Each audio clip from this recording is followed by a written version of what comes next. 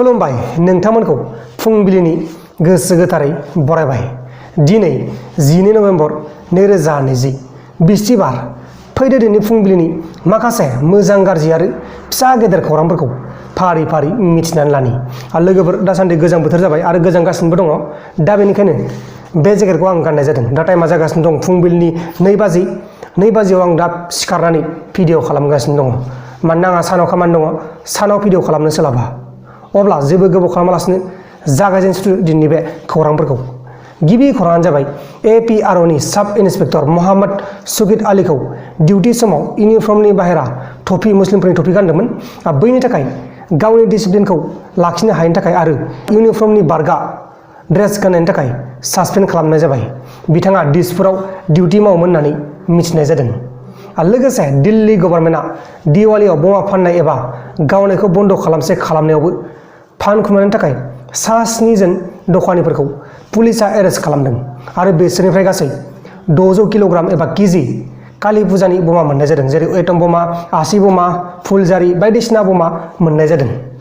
गुबुन फारसेथिं सानबा सिगां इन्टारनेटआव बा ससियेल मिडियायाव भाइरेल जानाय हस्पिटालाव सासे 6 बोसोरनि गथ'आ हस्पिटालनि साखा गोनां बिसना नारनाय भिडिअआ बिहारनि नङा होननानै बुंदों।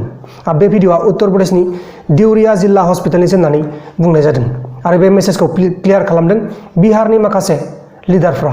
दानिया फैदो गुबुन खौराङाव।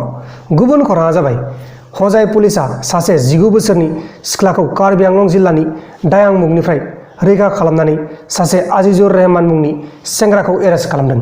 रिपर्टनि बायदिब्ला बे सिख्लाया हजाय सिलिगुरि बस्तिनि होननानै मिथिनाय जादों। बे सिख्लाया नभेम्बरनि 2आव गावनि मोजां मोननाय सेंग्रा जायबा अजय बिश्वासजों हाबा जानो होननानै खारखुमादोंमोन। बेलासि समाव न'आव फैफिननो थाखाय न'खरनि मानसिफोरा हजाय पुलिस स्टेशनाव मिसिं रिपर्ट होयो आरो बे सेंग्रायानो अजय बिश्वास मुं लानानै थगायनानै लानानै खारदोंमोन। नाथाय बेनि गुबै मुङानो जाहैबाय आजिजुर रहमान। दा बे आजिजुर रहमानखौ पुलिसफोरा एरेस्ट खालामनानै साजा होनाय जासिगोन बा माखासे सोंथि सोंबाय आरो जोबथेसालियावबो लांनो हानाय बा हगार हरनोबो हानाय। लोगोसे त्रिपुरानि धर्मनगरनि वेस्ट चन्द्रपुर गामियाव सपना बेगम मुंनि आइजोखौ न'खरनिया हाबायाव थोजासे माल बुस्थु हरनो हायैनि थाखाय बिनि फिसाय आरो बिहाव बिखुनजोआ लोगो नांनानै बुनानै गोब्राब जखम खालामदों। दा बे सपना बेगमा गावनि फिसाय आरो बिहाव बिखुनजोनि सायाव FIR होनाय जाबाय आरो दा बे आइजोखौ जिल्लानि हस्पिटालाव देहा फाहामथाय होगासिनो दङ। आसरित ना लोगोफोर, बेबायदि माल बुस्थु हरनो हायैनि थाखायबो गावनि बिहाव बिखुनजोआनो बुयो। आसरित, जोंनि बर'आव बेबायदि गैया आरो बेबायदि जोंनि बर'आव जानाङाबो। गुबुन खौराङा जाबाय तामिलनाडुनि तिरुनेलभेली जिल्लायाव जिबामणि मुंनि एक्स आर्मि जवाना गावनि न' खाथियावनो BJPनि खामानि मावग्राखौ गुलि गावदों। खौराङाव फोसावनाय बायदिब्ला BJPनि वर्कारा गावनि न' खाथियाव दखान खुलिनायखौ लानानै सानैनि गेजेराव दावराव दावसि जादोंमोन आरो बेनि जाहोनावनो एक्स आर्मिया गुलि गावदों। दा बे बिथां एक्स आर्मिखौ पुलिसफोरा एरेस्ट खालामनाय जाबाय। अब्ला दानिया फैलायदो गुबुन खौराङाव। गुबुन खौराङा जाबाय BPF दोलोनि माखासे थांखिजों आंनि साननाया गोरोबैनि थाखाय आं बे थांखिखौ लादों होननानै बिथां बि दैमारि एबा बिस्वजित दैमारि बिथाङा बुंदों। माने बिथाङा मैयाहाय BPF दोलोनिफ्राय ओंखारबाय आरो बेनि जाहोनानो जाहैबाय BPF हान्जाजों आरो बिस्वजित दैमारिनि माखासे थांखिजों गोरोबाखैमोन।